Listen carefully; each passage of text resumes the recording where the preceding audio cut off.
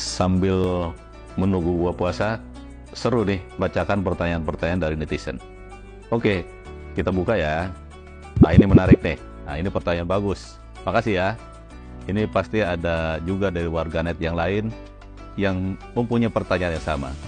Jadi menurut riset yang kita lakukan bersama-sama dengan Kementerian Perhubungan, tahun ini masyarakat Indonesia yang akan melakukan perjalanan mudik itu ada 71% lebih, artinya setara dengan 193,6 juta orang.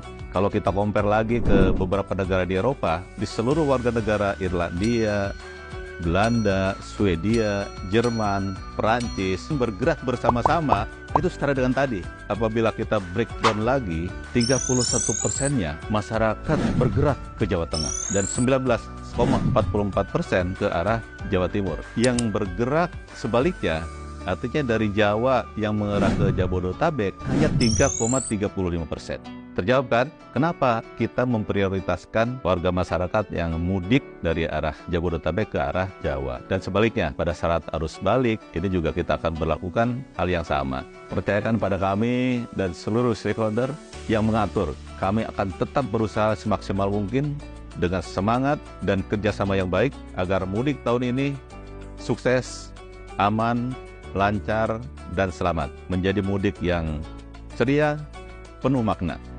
Silahkan berkomentar rame-rame di media sosial saya dan Korlantas NTMC. Insya Allah akan saya jawab.